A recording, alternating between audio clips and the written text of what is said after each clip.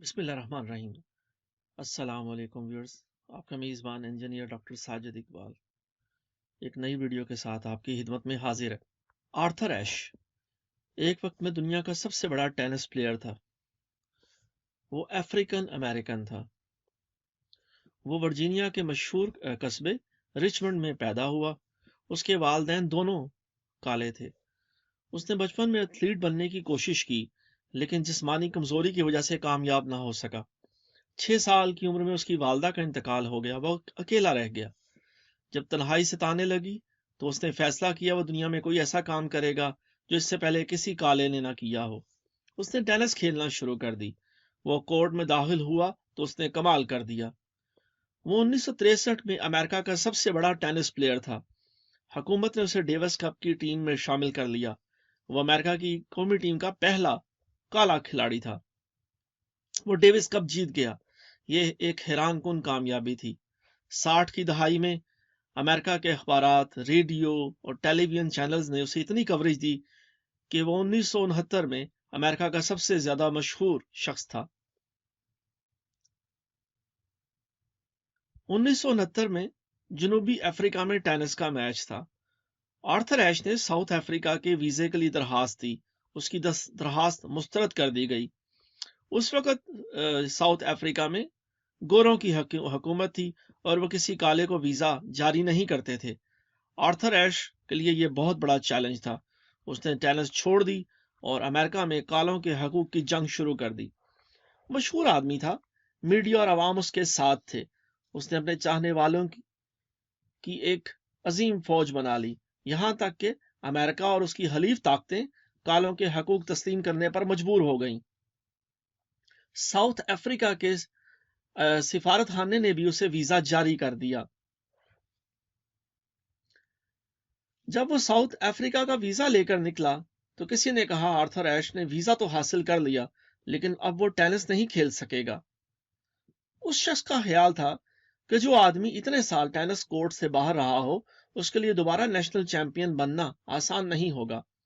بات تو ٹھیک تھی، لیکن آرتھر ایش ایک بار پھر ٹینس کورٹ میں داخل ہوا اور اس نے کھیلنا شروع کر دیا، اور 1975 میں اس نے ٹینس کی دنیا کا سب سے بڑا اعزاز ومبلڈن جیت لیا۔ وہ یہ کپ لے کر باہر نکلا تو وہ ورلڈ سٹار تھا۔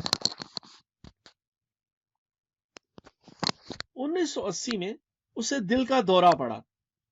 اسے ہارٹ سرجری کے لیے ہسپتال لے جایا گیا۔ وہاں اسے خون دیا گیا۔ اس خون میں HIV ایڈز تھی۔ آرتھر ایش ہسپتال سے نکلا تو وہ ایڈز کا مریض بن چکا تھا۔ ہیرو ایک دم زیرو ہو گیا۔ وہ 1993 میں پورے 13 سال تک اس مرض سے لڑتا رہا۔ دنیا کے 34 کاروباری اداروں، 55 بڑے ہسپتالوں اور دنیا کے 4000 ڈاکٹروں نے اس کی جان بچانے کی کوشش کی، لیکن دنیا کا سپر سٹار 6 فروری 1993 کو اس دنیا سے رخصت ہو گیا۔ جب آرتھر ایش ہسپتال میں آخری سانسیں لے رہا تھا تو اس کے ایک پرستار نے اسے خط لکھا۔ اس خط میں اس فین نے آرتھر ایش سے ایک عجیب سوال کیا۔ اس نے پوچھا، اس وقت دنیا میں 5 ارب لوگ ہیں، قدرت نے 5 ارب لوگوں میں سے صرف تمہیں اس موذی مرض کے لیے کیوں منتخب کیا؟ Why you? آرتھر ایش نے اس وائی یو کا کمال جواب لکھا۔ یہ جواب ایک پورا فلسفہ ہے۔